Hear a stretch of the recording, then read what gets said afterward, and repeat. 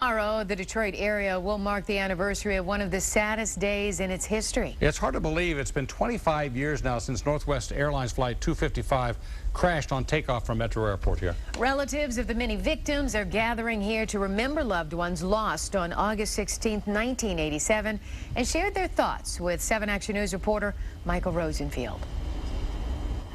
25 years since the devastating crash of Flight 255, and the questions remain. What would they be like today? Where would they be living?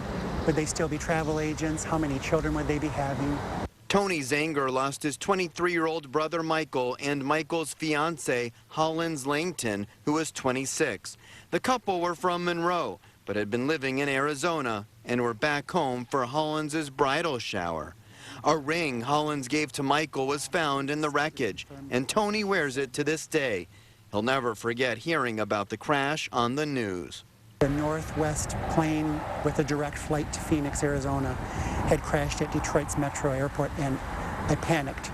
This is her senior picture that she never got to see, because they were sent after her death. Marianne Ratliff lost her only child in the crash, 16-year-old Heidi J. Marianne says she was a little dynamo, an old soul. The teen had been in Ohio visiting her dad. This was the last picture she took before heading back to California. She was buried with her cheerleading uniform. I always kind of equated it like kind of losing your right arm. You get used to functioning without it, but you're always going to miss it. In Erie, Pennsylvania, the Hoffman family had just said goodbye to Christine Hoffman, a lieutenant in the Army who had been home celebrating family birthdays.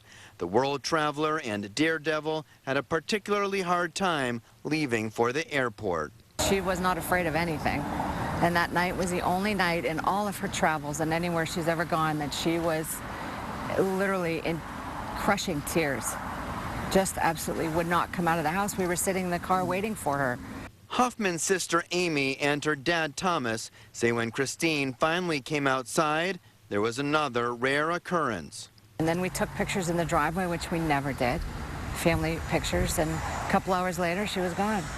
Up in Roscommon, Sue Moy would learn that her 28-year-old sister Laura Thorell, Laura's husband Larry, and the couple's 1-year-old daughter Krista would not survive.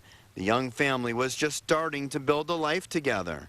They just bought a new house. They didn't even have the boxes unpacked, so they were in their new house for 6 weeks.